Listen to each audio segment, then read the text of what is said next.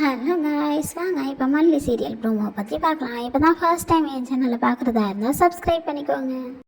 விஜய் மனோகர் சாருக்கு ஃபோன் பண்ணி என்ன அங்கிள் ஆச்சு, விசாரிச்சிங்களா ரேணுகாவை பற்றி அப்படின்னு சொல்லி கேட்குறாங்க.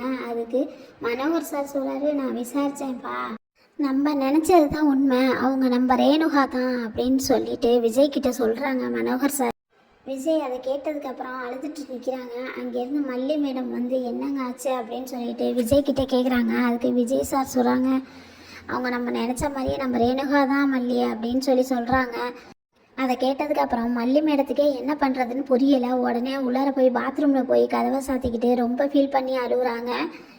எனக்கு மட்டும் ஏன் தான் இப்படிலாம் நடக்குது அப்படின்னு சொல்லிட்டு, நாம் இங்கே இருக்கிறது சரியில்லை, ரேணுகா அக்கா இருக்கிற இடத்துல நம்ம இருக்கக்கூடாது, நம்ம ஒதுங்கிக்கிட்டு ரேணுகா அக்காவை வாழ வைக்கணும் அப்படின்னு சொல்லிட்டு ரேணுகா அக்காவை வாழ வச்சுட்டு நம்ம இந்த இடத்துலேருந்து ஒதுங்கிக்கலாம் அப்படின்னு நினச்சிக்கிட்டு ரேணுகா அக்காவை எப்படியாவது காப்பாற்றணும் அப்படின்னு சொல்லிட்டு இவங்களுக்கு என்ன பண்ணுறதுன்னு புரியலை. அதுக்கப்புறம் இவங்களும் மனநல பாதிக்கப்பட்ட மாதிரி அங்கே உள்ளவங்க ஒருத்தவங்க கிட்ட விசாரிச்சுட்டு அவங்கக்கிட்ட பேசி இவங்களும் அந்த வேனில் ஏறி அவங்க கூடயே போய் அந்த ஆசிரமத்தில் போய் இறங்கிடுறாங்க.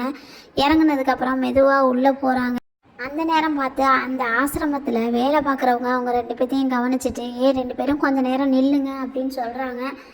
2 பேருக்கும் என்ன பண்ணுறதுன்னே புரியலை. ஐயோ, கண்டுபிடிச்சிட்டாங்களோ நம்மளை அப்படின்னு சொல்லிட்டு மெல்ல திரும்பி பார்க்குறாங்க.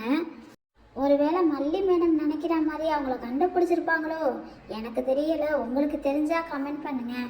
அடுத்து என்ன நடக்க போகுதுன்னு அடுத்து வரப்போகிற வீடியோவில் பார்க்கலாம். தேங்க்யூ.